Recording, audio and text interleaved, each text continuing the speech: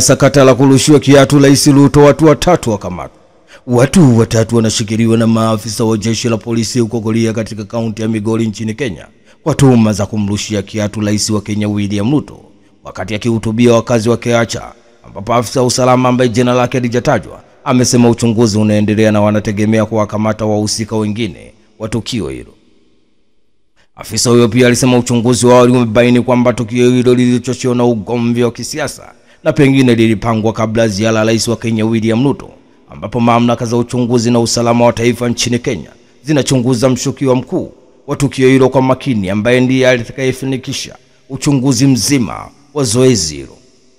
Tukio hilo la kushangaza lilitokea wakati Rais wa Kenya William Ruto akiwa katika ziara yake Migori, ambapo Rais Ruto alikuwa akihutubia wakulima wa Keacha katika hotuba iliyolenga kupunguza gharama za pembejeo kwa wakulima hao, ambapo katikati ya hotuba yake alirushiwa kiatu ambapo kilikwenda kumlenga kichwani na kisha kuahirisha hotuba hiyo.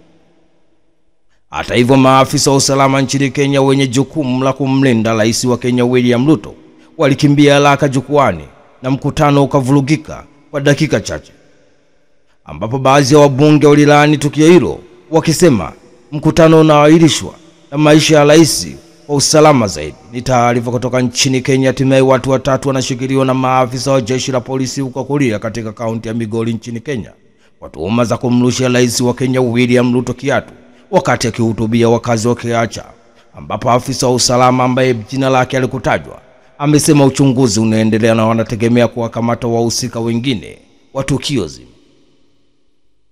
Hatimaye aliyemtishia Padri Kitima mtandaoni akamatwa na jeshi la polisi. Jeshi la polisi kanda maalum ya Dar es Salaam limemkamata na pia kumhoji kwa kina Frey Edward Kosea mwenye umri wa miaka 51, mkazi wa Dodoma na Mbezi Beach Makonde jijini Dar es Salaam, kufuatia chapisho lake la vitisho dhidi ya Padri Charles Kitima aliyolitoa kwenye mitandao ya kijamii siku chache kabla ya padri kupatwa na tukio. Akiongea jijini Dar es Salaam, kamanda wa polisi kanda maalum ya Dar es Salaam Muliro Jumanne Muliro amesema upelelezi wa shauri hilo unaendelea. Jeshi la polisi Tanzania linawashukuru wananchi, linatoa wito kuendelea kushirikiana ili kuimarisha mifumo ya usalama na kutoa fursa kwa wahalifu kutenda makosa.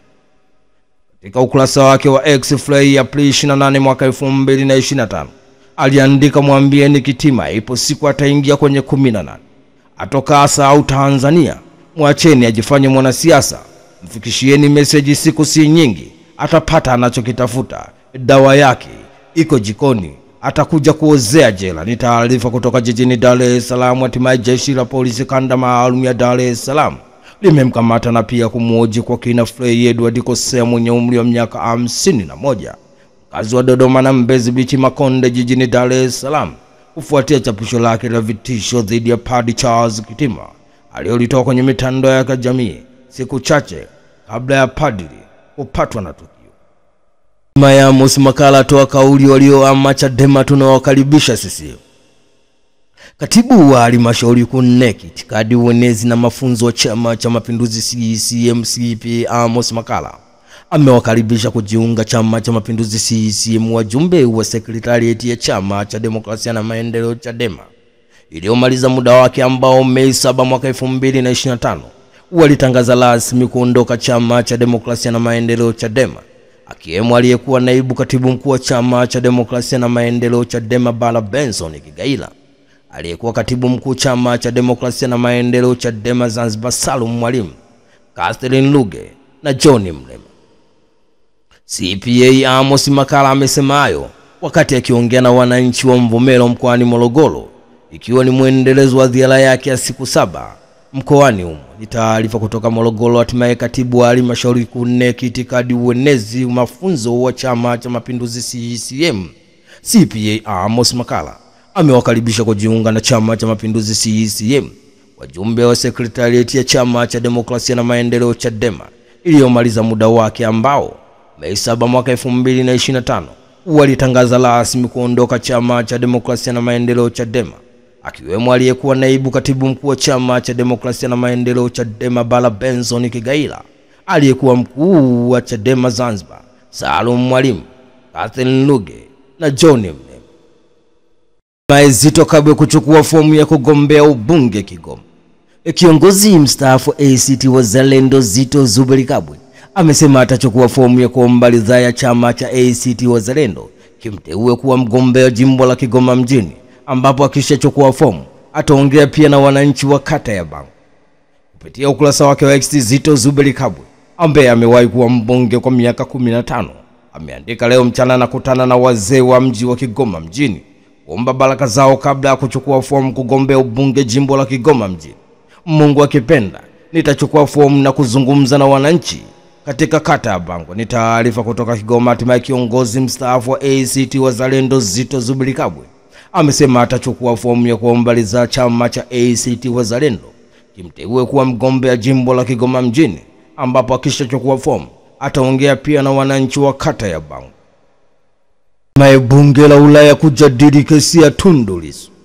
Bunge la Ulaya linatarajiwa kufanya mjadala wa dharura kujadili masuala ya kisiasa nchini Tanzania, wakilenga zaidi kujadili kwa kina kuhusu kesi ya mwenyekiti wa chama cha demokrasia na maendeleo Chadema Tundu Antipas Lissu na hatari ya hukumu yake iwapo atapatikana na hatia ya uhaini. Kwa mujibu wa taarifa iliyowekwa kwenye tovuti rasmi ya bunge hilo, mjadala wa bunge la Ulaya unatarajiwa kuanza Mei 8 mwaka 2025 kati ya saa 7 mchana hadi saa 4 usiku kwa saa za Ulaya.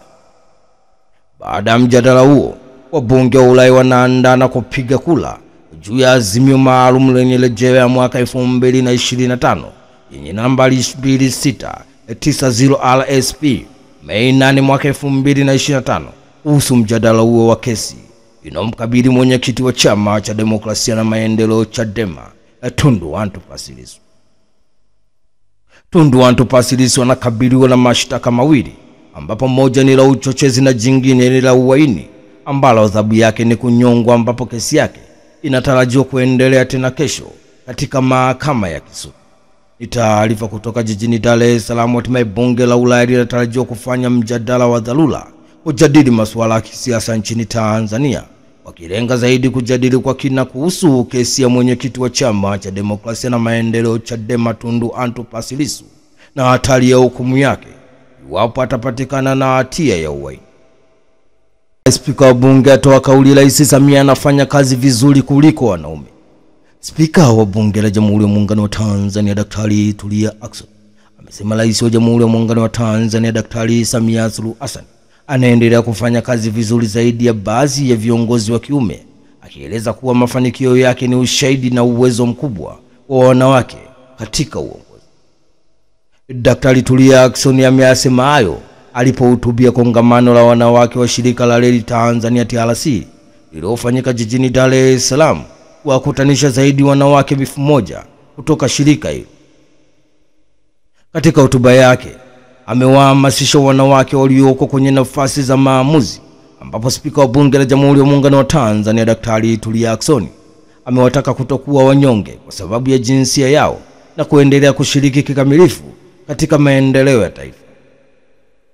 Tulia Ackson ameendelea kuongea kuwa sasa Tanzania inashika nafasi ya 64 kati ya nchi 146 duniani katika ajenda ya maendeleo ya kijinsia, na ipo miongoni mwa nchi 10 bora barani Afrika zinazofanya jitihada madhubuti za kufikia usawa wa kijinsia. Ni taarifa kutoka jijini Dar es Salaam. Hatimaye spika wa bunge la Jamhuri ya Muungano wa Tanzania Daktari Tulia Ackson amesema Rais wa Jamhuri ya Muungano wa Tanzania Daktari Samia Suluhu Hassan anaendelea kufanya kazi vizuri zaidi ya baadhi ya viongozi wa kiume, akielezea kuwa mafanikio yake ni ushahidi wa kutosha na ni mkubwa kwa wanawake katika uongozi.